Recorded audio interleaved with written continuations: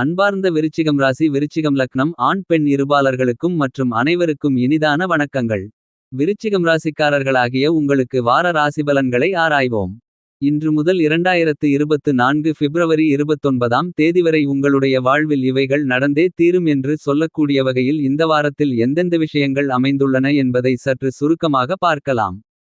இன்று முதல் பிப்ரவரி 29ஆம் தேதி வரை கண்டிப்பாக கிரகநிலைகளின் அமைப்பு காரணமாக பல்வேறு விஷயங்களில் நன்மைகள் நிறைந்து கிடைப்பதற்கான வாய்ப்புகளும் யோகங்களும் உங்களுக்கு உருவாகிறது என்பதில் சந்தேகமில்லை.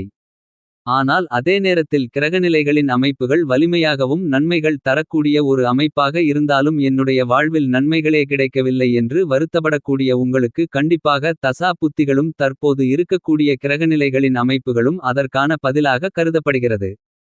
ஏனெனில் ஒவ்வொரு கிரகநிலைகளும் ஒவ்வொரு விஷயத்தில் தன்னுடைய ஆதிக்கத்தை மிக அபரிவிதமாக செலுத்துகின்றன. அப்படி பார்க்கின்றபோது எந்த கிரகநிலைகள் உங்களுக்கு மிகவலுவாக இருக்கிறதோ அது சார்ந்த பணிகளை சிறப்பாக மேற்கொள்ளலாம். ஆனால் சாதகமற்று இருக்கக்கூடிய பணிகளில் சற்று விழிப்புணர்வுடனும் கவனத்துடனும் எதிர்கொள்ளும்போது அதற்கு ஏற்றாற்போல் முடிவெடுக்கும்போது ஏற்படக்கூடிய சிரமங்கள் சிக்கல்கள் பாதிப்புகளை தவிர்த்து நல்ல அதிர்ஷ்ட முன்னேற்றங்களையும் வெற்றி வாய்ப்புகளையும் நிறைந்து பெறுவதற்கான அதிர்ஷ்டயோகங்கள் நிறைந்த வார காலகட்டமாக இந்த காலகட்டம் அமையும் என்பதில் சந்தேகமில்லை. எனவே நீங்கள் தற்போது இருக்கக்கூடிய கிரகநிலைகளின் அமைப்பை ஆராய்ந்து பார்த்து அதற்கு ஏற்றாற்போல் செயல்பட்டால் கண்டிப்பாக மிகப்பெரிய அதிர்ஷ்டமாறுதல்களையும் முன்னேற்றங்களையும் பெறுவதற்கான யோகங்கள் நிறைந்த ஒரு காலகட்டமாக இந்த வாரம் அமைகிறது என்பதில் சந்தேகமில்லை.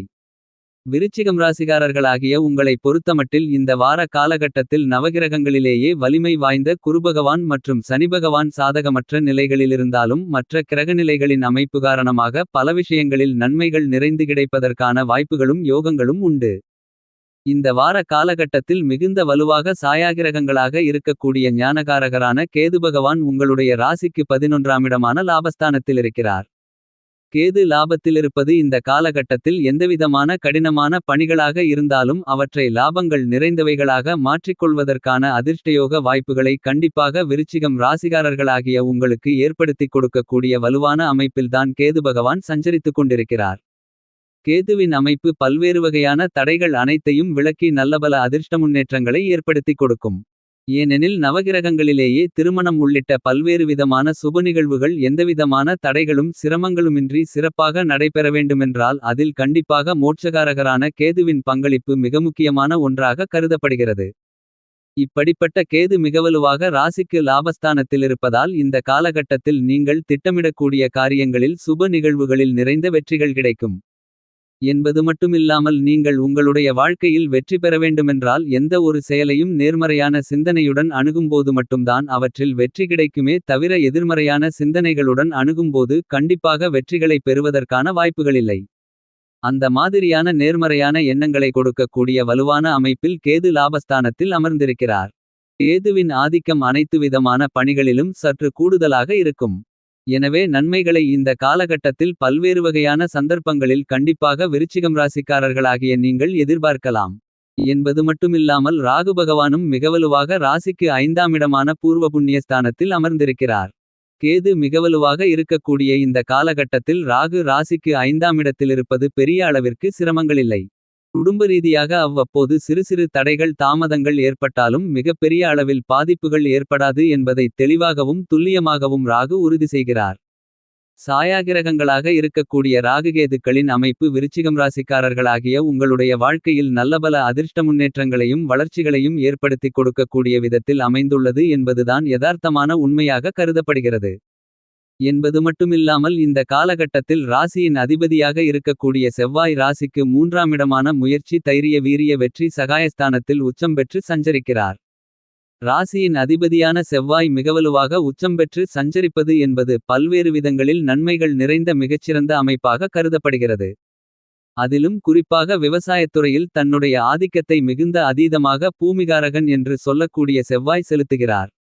என்பது மட்டுமில்லாமல் மங்களகரமான சுப நிகழ்வுகளிலும் தன்னுடைய ஆதிக்கத்தை அதீதமாக செலுத்தக்கூடியவராக கருதப்படுகிறது. அப்படிப்பட்ட செவ்வாய் பகவான் மிகுந்த வலிமையுடன் 3ஆம் இடமான சகாயஸ்தானத்தில் இருப்பதால் விவசாயத்துறை ரீதியான பணிகளில் நல்லபல வளர்ச்சிகள் கிடைக்கும். புதிதாக நிலம் வீடு வண்டி வாகனங்கள் வாங்குதல் உள்பட பல பணிகளில் நல்ல முன்னேற்றங்கள் நிறைந்து கிடைக்கிறது. என்பது மட்டுமில்லாமல் உறவுமுறைகளில் ஏற்படக்கூடிய மனஸ்தாபங்கள் விலகி ஒற்றுமை பிறக்கக்கூடிய ஒரு இனிமையான காலகட்டமாக அமைவதற்கான வாய்ப்புகள் உண்டு. ஆனால் அதே நேரத்தில் அவருடன் இணைந்து சுக்கிரபகவான் பயணித்துக் கொண்டிருக்கிறார். சுக்கிரபகவான் பொதுவாக ராசிக்கு 3ஆம் இடத்திற்கு வருவது அவ்வளவு சாதகமான அமைப்பு இல்லையென்றாலும் உச்சம் பெற்ற ராசியின் அதிபதியான செவ்வாய் பகவானுடன் இணைந்து சஞ்சரிப்பதால் இந்த காலகட்டத்தில் பெரிய அளவிற்கு சிக்கல்களை எதிர்கொள்ள வேண்டிய சூழ்நிலைகளில்லை. சுக்கிரன் கலைத்துறை அரசியல் துறையில் தன்னுடைய ஆதிக்கத்தை மிகவும் அதீதமாக செலுத்தக்கூடிய வகையில் உள்ளார். இப்படிப்பட்டவர் ராசிக்கு 3இலிருப்பது சாதகமற்ற அமைப்பாக இருந்தாலும் ராசியின் அதிபதியான செவ்வாயுடன் இணைந்து இருப்பதால் கண்டிப்பாக புதிய வாய்ப்புகள் கிடைக்கும். ஆனால் அவற்றை தக்கவைத்துக் கொள்வதற்காக கடினமாக உழைக்க வேண்டிய ஒரு காலகட்டமாக கருதப்படுகிறது. கலைத்துறை சார்ந்த பணிகளில் அரசியல் சார்ந்த பணிகளில் இந்த காலகட்டத்தில் மேற்கொள்ளக்கூடிய புதிய யுக்திகள் அனைத்துமே வெற்றிகரமாக பலன்களை கொடுக்கக்கூடிய வகையில் அமையும். பல்வேறு வகையான மறைமுக தொல்லைகள் அலைச்சல்கள் சிரமங்கள் விலகி நீங்கள் எதிர்பார்க்கக்கூடிய தேர்தல் கூட்டணிகள் உள்ளிட்ட பல பணிகள் மிகச்சிறப்பாக நடைபெறுவதற்கான வாய்ப்புகளும் யோகங்களும் நிறைந்து கிடைக்கக்கூடிய மிகச்சிறந்த காலகட்டமாக கருதப்படுகிறது. சந்திர பகவானின் அமைப்புகளை ஆராய்ந்து பார்க்கின்றபோது சற்று மாறிதான் சஞ்சரிக்கிறார். எனவே சந்திர பகவானால் உங்களுக்கு நன்மைகளும் தீமைகளும் கலந்த ஒரு அமைப்பாகத்தானுள்ளது என்பதை சந்திர பகவான் உறுதி செய்கிறார். இந்த கிரகநிலைகளை தவிர மற்ற கிரகநிலைகள் பெருமளவில் சாதகமாக இல்லை என்பதுதான் யதார்த்தமான உண்மையாக கருதப்படுகிறது. அதிலும் ராசியின் அதிபதியான செவ்வாய் பகவானுக்கு நட்புகிரகமாக இருக்கக்கூடிய குருபகவான் மிகவலுவாக ராசிக்கு 6ஆம் இடமான ரணம் ருணம் ரோகம் சத்ருஸ்தானத்தில் பயணித்துக் கொண்டிருக்கிறார். குருபகவான் ராசிக்கு 6ஆம் இடத்திலிருப்பது நன்மைகளை கொடுக்க முடியாத ஒரு அமைப்பாக கருதப்பட்டாலும் கூட குருபகவான் தனது சஞ்சார தூரத்தில் கிட்டத்தட்ட முழுமையாக கடந்துவிட்டார். எனவே குருவிடமிருந்து நன்மைகள் கண்டிப்பாக கிடைக்கும். கிரகங்களிலேயே தோஷமற்றவருமாக முழுமையான சுபகிரகமாகவும் இருக்கக்கூடிய குருபகவான் விருச்சிகம் ராசிக்காரர்களாகிய உங்களுக்கு எந்த விதமான சிரமங்களையும் கொடுக்க மாட்டார். ஆனால் அவரிடமிருந்து கிடைக்க வேண்டிய நன்மைகள் கிடைப்பதில் மற்ற கிரகநிலைகள் தடை ஏற்படுத்துவதற்கான வாய்ப்புகள் உள்ளது. எனவே தான் குருபகவானின் அமைப்பு சாதகமற்றிருந்தாலும் கூட மிக விரைவில் ராசிக்கு 7ஆம் இடமான எதிர்பார்ப்புகளை குறிக்கக்கூடிய சப்தமஸ்தானத்தில் அமரவிருக்கிறார். எனவே குருபகவானின் அமைப்பு காரணமாக மிக பெரிய அளவில் சிரமங்களை சந்திக்க வேண்டிய ஒரு சூழல் கண்டிப்பாக இருக்காது. ஆனால் மிக வலிமை வாய்ந்த சனிபகவான் வலுவாக உங்களுடைய ராசிக்கு 4ஆம் இடமான சுகம்ஸ்தானத்தில் அர்த்தாஷ்டமசனியாக பயணித்துக் கொண்டிருக்கிறார். சனிபகவான் சுகம்ஸ்தானத்தில் இருப்பது அவ்வளவு சிறப்பான நன்மைகளை தரக்கூடிய ஒரு அமைப்பாக கருத முடியாது. அர்த்தாஷ்டமசனியாக சஞ்சரித்துக் கொண்டிருக்கக்கூடிய சனியின் அமைப்பு காரணமாக ஆரோக்கிய தொல்லைகள் அதீதமாக இருக்கலாம். சுப நிகழ்வுகளை திட்டமிடும்போது அவற்றில் வெற்றிகள் கிடைத்தாலும் பல்வேறு வகையான குழப்பங்களை சந்திப்பதற்கான வாய்ப்புகள் ஏற்படுகிறது என்பதை தெளிவாகவும் துல்லியமாகவும் சனிபகவான் உறுதி செய்கிறார். என்பது மட்டுமில்லாமல் சனி தன்னுடைய அதிகாரத்தை தொழில் வியாபாரம் உத்தியோகம் போன்ற துறைகளில் மிக அபரிவிதமாக செலுத்துகிறார். எனவே உத்தியோகம் ரீதியாக தேவையில்லாத அலைச்சல்களும் எதிர்பார்க்கக்கூடிய சலுகைகள் கிடைப்பதிலும் சற்று தாமதம் ஏற்படலாம்.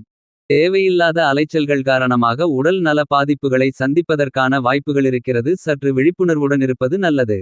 தொழில்துறை வியாபாரத்துறை போன்றவற்றில் புதிய ஒப்பந்தங்களை மேற்கொள்வதில் சற்று தாமதங்கள் ஏற்படலாம். அரசாங்க சலுகைகள் கிடைப்பதிலும் ஒரு மந்தமான சூழ்நிலைதான் நிலவுகிறது என்பதை சனிபகவான் தெளிவாகவும் துல்லியமாகவும் உறுதி செய்கிறார். முன்னேற்றங்களுக்கு சில விஷயங்களில் சிறு சிறு தடைகளை சந்திப்பதற்கான வாய்ப்புகளுள்ளது. ஆனால் சனிபகவான் 4ஆம் இடத்தின் அதிபதியாகவும் ஆட்சிபலம் பெற்று சஞ்சரிப்பதாலும் சில நேரங்களில் தடைகள் விலகுவதற்கான சாத்தியக்கூறுகளும் உண்டு. இருந்தாலும் அவர் அர்த்தாஷ்டமசனியாக இருப்பதால் கண்டிப்பாக விருச்சகம் ராசிக்காரர்களாகிய நீங்கள் விழிப்புணர்வுடன் செயல்பட வேண்டும். ஏனெனில் சனிபகவான் மட்டுமல்லாது சூரிய பகவானும் அவருடன் இணைந்து அர்த்தாஷ்டமஸ்தானத்தில் சஞ்சரிப்பதால் அவ்வளவு நன்மைகள் கிடைக்கக்கூடிய சிறந்த அமைப்பாக கண்டிப்பாக பார்க்க முடியாது என்பதை தெளிவாகவும் துல்லியமாகவும் ராஜகிரகமான சூரியன் உறுதி செய்கிறார். முதன்மை கிரகமாக இருக்கக்கூடிய சூரியன் ஆளுமையையும் அதிகாரத்தையும் செலுத்தக்கூடியவராக இருக்கிறார். எனவே தொழில்துறை வியாபாரத்துறை உள்ளிட்ட பல பணிகளில் நீங்கள் எதிர்பார்க்கக்கூடிய பதவி உயர்வுகள் வருமான உயர்வுகள் மற்றும் பொறுப்புகள் கிடைப்பதில் சற்று தாமதம் ஏற்படுவதற்கான வாய்ப்புகள் உள்ளது. என்பது மட்டுமில்லாமல் உஷ்ணகிரகமாக இருக்கக்கூடிய சூரியன் சுகம்ஸ்தானத்தில் இருப்பதால் இந்த காலகட்டத்தில் அடிக்கடி ஆரோக்கிய தொல்லைகள் ஏற்படுவதற்கான வாய்ப்பும் சூழ்நிலையும் உள்ளது. எனவே ஆரோக்கியம் சார்ந்த விஷயங்களில் மிகுந்த கவனமும் விழிப்புணர்வும் கண்டிப்பாக தேவைப்படக்கூடிய ஒரு காலகட்டமாக கருதப்படுகிறது. என்பது மட்டுமில்லாமல் புத்திகாரகரான கல்விகாரகரான வித்தியாகாரகரான புதன் பகவானும் ராசிக்கு 4ஆம் இடமான சுகம்ஸ்தானத்தில் இணைந்து பயணித்துக் கொண்டிருக்கிறார். எனவே புதன் இந்த காலகட்டத்தில் சுகம்ஸ்தானத்தில் இணைந்திருப்பதால் பெரிய அளவிற்கு சிரமங்களை குறைப்பதற்கான வாய்ப்புகள் கிடைத்தாலும் கூட அர்த்தாஷ்டமஸ்தானத்தில் சனிபகவான் சூரிய பகவான் புதன் பகவான் இணைந்து சஞ்சரிப்பதால் எந்த பணியாக இருந்தாலும் அவற்றில் கூடுதல் கவனம் தேவை. ஏனெனில் உணர்ச்சிவசப்பட்டு சில தவறான முடிவு எடுப்பதற்கான வாய்ப்புகளும் உள்ளது என்பதை தெளிவாக இந்த கிரகநிலைகள் உறுதிப்படுத்துகின்றன. இந்த மாதிரியான சிரமங்களை தவிர்த்து நன்மைகளை பெறவேண்டுமென்றால் கண்டிப்பாக விருச்சிகம் ராசிக்காரர்களாகிய நீங்கள் வாரத்தில் சனிக்கிழமை விரதமிருந்து அருகாமையில் இருக்கக்கூடிய சனிபகவான் ஆஞ்சநேயர் பெருமாள் அல்லது நவக்கிரக ஆலயத்திற்கு சென்று 2 நல்லெண்ணெய் தீபம் ஏற்றி வழிபாடு செய்யுங்கள்.